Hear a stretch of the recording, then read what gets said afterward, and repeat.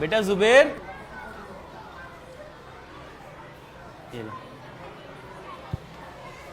زبیر یہ کتنی انگلیاں ہیں؟ بھائی اس کو کیا معلوم، اس کے ابو تو پوچھیں گے، اس سے تو کم دکھائی دیتا ہے۔ یار میں نے کتنی بار کہا کہ میرے والد صاحب کا مذاق نہ اڑایا کرو۔ اب تمہارے بابا کی آنکھ ایسی ہے تو ہمارے کیا قصور؟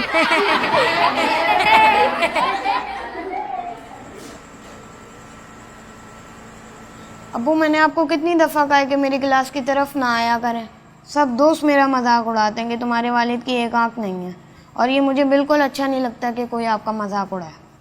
بس اتنی سی بات ہے، ٹھیک ہے بیٹا، آئندہ نہیں آئیں گے۔ والد نے بیٹے کی مجبوری کو دیکھتے ہوئے فیصلہ کیا کہ آئندہ وہ اس کے دوستوں کے سامنے اس کے روبرو جانے سے گریز کریں گے۔ لیکن جیسے جیسے وقت آگے بڑھ رہا تھا، زبیر زندگی میں کامیابیاں حاصل کرتا جا رہا تھا۔ اس کا یہ خوف بڑھتا جا رہا تھا کہ اس کے والد کی وجہ سے لوگ مذاق نہ اڑائیں۔ زبیر زندگی میں کامیابیاں سمیٹتا ہوا جب شادی شدہ زندگی کی طرف جانے کا سوچنے لگا تو باپ کی کجی اس کے لیے احساس کمتری کا باعث بنتی جا رہی تھی، جس کے بعد اس نے شادی سے قبل ہی باپ سے علیحدگی کا فیصلہ کیا۔ خیرت بیٹا کہیں جا رہے ہیں کیا؟ جی، کچھ بتایا بھی نہیں ہے، یوں ہی چپ چاپ؟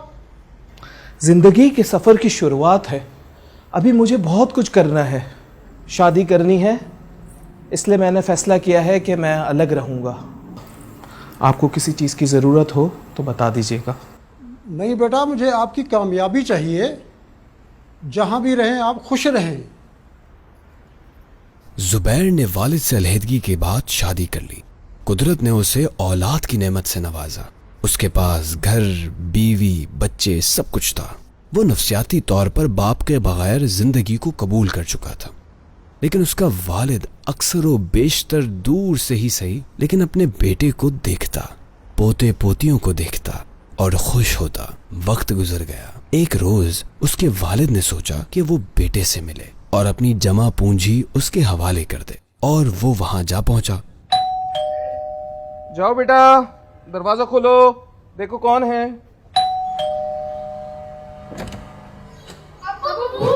کیا ہوا؟ معذرت بیٹا۔ کیوں ڈر رہے ہو؟ بھائی جن بابا ہے، ان نے واپسی بھیجا، میں ڈر لگ رہا ہے۔ 100 بار کہا ہے کہ مت آیا کریں یہاں پہ۔ معاف کرنا بیٹا۔ معاف آپ مجھے کر دیں اور نہیں آیا کریں یہاں، ہاتھ جوڑتا ہوں میں آپ کے۔ دل نہ دکھانا کبھی بھی ان کا، ان کی رضا میں رب کی رضا ہے۔ تھک گیا، آؤ تھوڑی دیر آرام کر لیتے ہیں۔ بابا آپ کے ساتھ کتنا مزہ آتا ہے۔ ہاں، بابا ساتھ ہوں تو مزہ تو آتا ہے۔ لیکن بابا آپ کے بابا تو آپ کے ساتھ نہیں ہیں، تو آپ کیسے مزہ آتے ہیں؟ مزہ تو نہیں آتا، لیکن کبھی کبھار کوئی مجبوری۔ کیسی مجبوری بابا؟ تمہیں میرے بابا سے ملنا ہے؟ جی جی جی۔ چلو آج میں آپ کو اپنے بابا اور آپ کے دادا جان سے ملواتا ہوں، چلو۔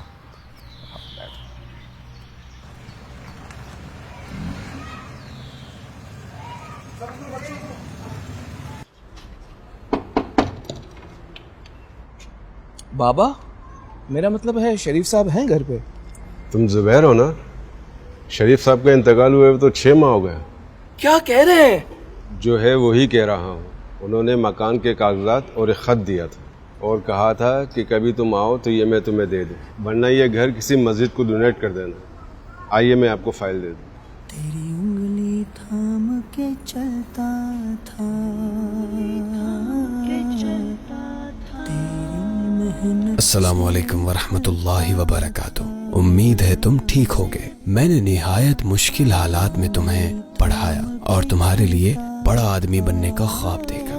میری ایک آنکھ کا ہونا تمہارے لیے ہمیشہ باعث شرمندگی رہا۔ میں نے جان کر بھی کبھی تمہیں بتایا۔ تم چھوٹے تھے، تمہیں کینسر ہو گیا تھا، تم اسپتال میں ایڈمٹ تھے۔ میں تمہارے آپریشن کی فیس لے کر، جو میری جمع پونجی تھی، لے کر ہسپتال کی طرف آ رہا تھا کہ میرا ایکسیڈنٹ ہو گیا اور میری آنکھ میں چوٹ آئی۔ مجھے ایمبولنس کے ذریعے اسپتال پہنچایا گیا۔ ڈاکٹر نے کہا تمہاری آنکھ کا آپریشن کرنا پڑے گا ورنہ تمہاری آنکھ ضائع ہو جائے گی۔ میرے پاس دو راستے تھے، یا تو میں تمہاری زندگی بچاتا یا اپنی آنکھ۔ میں نے تمہاری زندگی کو بچانے کا فیصلہ کیا۔ میں خوش ہوں کہ تم آج کامیاب انسان ہو اور تم نے اپنی زندگی کو رائیگاں نہیں ہونے دیا، بلکہ پڑھ لکھ کر خود کو اور اپنے بیوی بچوں کو اچھی طرح سنبھال لیا۔ رشید بھائی کو مکان کے کاغذات دے رہا ہوں، چاہو تو رکھ لینا، چاہو تو اسے بیچ کر اس کا پیسہ اللہ کے گھر کی تعمیر کے لیے وقف کر دینا۔ فقط تمہارا والد۔ چاچا، یہ فائل آپ اپنے پاس رکھیں اور اسے بیچ کے اس کی رقم کسی مسجد میں ڈونیٹ کر دیجیے گا، اور مجھے میرے بابا کی قبر بتائیں۔